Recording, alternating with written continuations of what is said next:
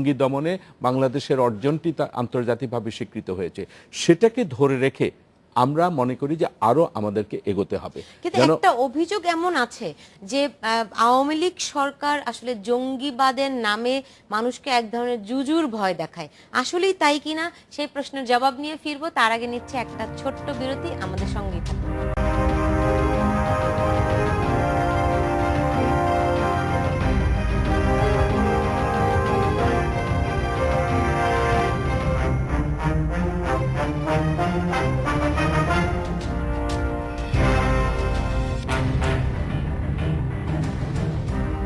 বিরতির পর ফিরে এলাম, দেখছেন বাংলাদেশ এখন।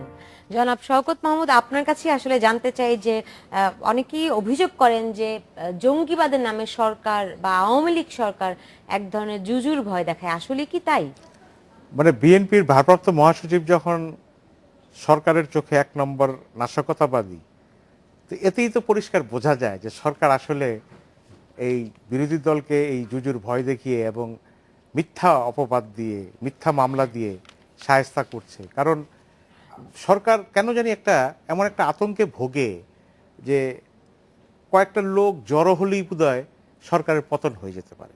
আমি কথাটা বলছি এই কারণে যে এটা একটা দৃষ্টিভঙ্গির ব্যাপার, যে স্বাভাবিক বিরোধী রাজনীতি করারও এখন সুযোগ নেই। রাজনৈতিক দলগুলো ঠিকমতো অফিস করতে পারছে না, সমাবেশ করতে পারে না, অনুমতির অভাব, এবং এত মামলা। সেটি তো বিএনপি সাংগঠনিক দুর্বলতার দিকও থাকতে পারে। বিএনপি সাংগঠনিক দুর্বলতাকে আপনি বন্দুকের নলের মুখে যদি একটা দলের সাংগঠনিক ক্ষমতার দুর্বলতা আর শক্তিমত্তা যাচাই করতে যান, তাহলে আমার মনে হয় যে দৃষ্টিভঙ্গিটাও ভুল। বাংলাদেশের রাজনৈতিক দলগুলো তো বারবার বন্দুকের নলের সামনে দাঁড়িয়ে বারবার এইভাবে করেছে। এরকম কিন্তু বন্দুকের নলের মুখে আগে কখনো বিরোধী রাজনীতি হয়নি, যেখানে দেখা মাত্র গুলি। এটা অস্বীকার করার কোনো উপায় নেই। আপনি যে প্রস্তুতি করেছেন যে সরকার জুজুর ভয় দেখাচ্ছে, আমি আগেই বলেছি সরকার এই জিনিসটাকে রাজনৈতিক অপপ্রয়োগ করছে, রাজনীতিবিদদের উপরে দোষারোপ করতে চাইছে। প্রকৃত নাশকতাবাদী যারা, যেমন আমি একটা কথা বলি, এই যে বিদ্যুৎহীনভাবে যে বাংলাদেশ ছিল 12 ঘন্টা, তদন্ত কমিটি একটা রিপোর্ট দিয়েছে যে এটা অভ্যন্তরীণ ত্রুটির কারণে হয়েছে। এই ত্রুটির পেছনে কোনো না কোনো মানুষ থাকতে পারে না? আপনি কি এখনো কোনো এমন খবর পেয়েছেন যে কাউকে এরকম একটা অপসারিত করা হয়েছে যে এই ব্যক্তির কারণে এটা হয়েছে? আপনি এটা নিয়ে যেন আর কোনো আলোচনাই নেই। বাংলাদেশ 12 ঘন্টা বিদ্যুৎহীন ছিল। অতএব আমার মনে হচ্ছে যে সরকারের এই মূল দৃষ্টি হচ্ছে বিরোধী রাজনীতির উপরে। এই যে বিষয়গুলো আছে, আপনি যেটা বলে আজকে আন্তর্দেশীয়, ইকবাল ভাই বলছেন যে এই যে এক দেশ থেকে আরেক দেশে চলে যাচ্ছে, নূর হোসেন কিভাবে পালিয়ে গেল? অনেকে তো বলেন নূর হোসেনকে পালাতে সহযোগিতা করা হয়েছে। এই বিষয়গুলো কেন আসে? এটা সরকারের একটি সম্পূর্ণ, আমি বলবো তার দৃষ্টিভঙ্গিটাই হচ্ছে এক ধরনের ফ্যাসিবাদমুখী দৃষ্টিভঙ্গি। বারবার তো আসলে সরকারই আক্রান্ত হয়েছে জঙ্গিবাদের ফলে, যখন যে সরকারি আক্রান্ত হয়। কিন্তু জনাব ইকবাল হোসেন চৌধুরী, যে সরকার যখন বলে যে তারা নজরদারির মধ্যে রেখেছে, খুব সবকিছু তাদের নিয়ন্ত্রণের মধ্যে আছে, তারপর আমরা তো দেখেছি যে আনসারুল্লাহ বাংলা টিম তৈরি হয়েছে, তাই না? কিভাবে তাহলে এগুলি হয়? না, দেখেন, বর্তমান সরকার বা বর্তমান সরকারি দল এবং তার প্রধানমন্ত্রী শেখ হাসিনা, যদি আপনি বলেন সন্ত্রাসের সবচাইতে বড় শিকার তো তারা।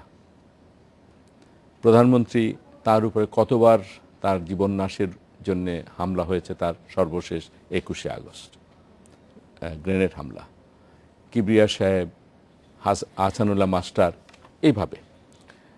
তো এই দলটি এবং এর নেতৃবৃন্দ সবচেয়ে বেশি কিন্তু সন্ত্রাসের শিকার হয়েছে। ঠিক আছে, এটা কেউ অস্বীকার করছে না, কিন্তু আমি বলছি যে দেখেন, এই জুজুর ভয় আপনি যেটা বললেন, এই সরকার বা আওয়ামী লীগ জুজুর ভয় দেখাচ্ছে না।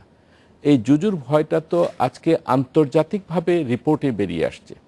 বর্ধমানের ঘটনা এবং আন্তর্জাতিক আজকে রিপোর্ট, এইটাই যদি আপনি বিশ্লেষণ করেন তাহলে দেখবেন যে সরকার জুজুর ভয় দেখাচ্ছে না। তাহলে সরকার করছে কি? যদি এই জুজু যদি সত্যি হয়ে থাকে, সরকার আসলে কি করছে? না, সরকার করছে বলেই তো আজকে আন্তর্জাতিকভাবেও একদিকে স্বীকৃত হয়েছে যে বাংলাদেশের বর্তমান সরকারের এবং প্রধানমন্ত্রীর নেওয়া পদক্ষেপগুলো আন্তর্জাতিকভাবে প্রশংসা পাচ্ছে।